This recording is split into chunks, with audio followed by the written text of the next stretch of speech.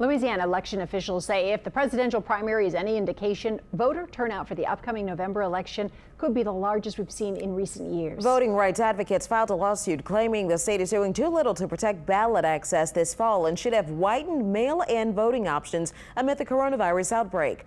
Paul Murphy reports. Mail-in voting has become a political football. Many Republicans, like Louisiana U.S. Senator Bill Cassidy, claim the option could lead to mass voter fraud. And there's some areas that are problematic.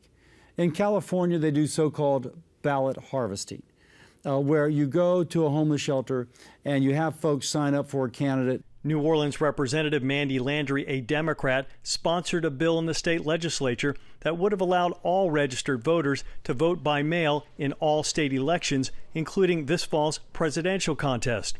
The measure never made it to the House floor.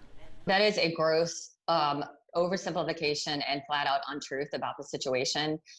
The thing about when people are saying that voting by mail leads to fraud, that's an urban legend. Cassidy, a physician, says if people can shop safely in stores, they can vote in person at the polls, even during the coronavirus outbreak. Clearly, folks are still buying groceries. They are still going to Walmart. They're just socially distancing when we do that. For them to just, lie to their constituents and say, well, if you can go to Walmart, you can vote. Not everyone goes to Walmart. Not everyone is capable of going to the grocery store. They may not be able to leave their house.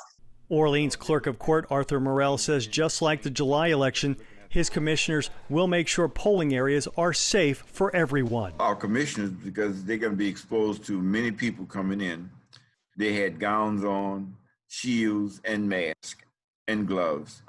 And every time a voter went into the voting machine, the machine was sanitized.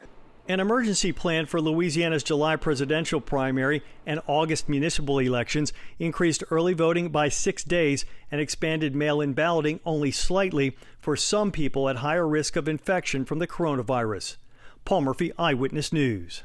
Well, Louisiana Secretary of State Cal Ardoin, the state's top election officer, had this to say about mail-in voting. Quote, the highly publicized nationwide failure of the Postal Service to handle even a modest increase of absentee mail ballot requests is a major cause for concern leading into November. Even more concerning is the fact that there are those who wish to increase our reliance on the very Postal Service that proved inept just last month.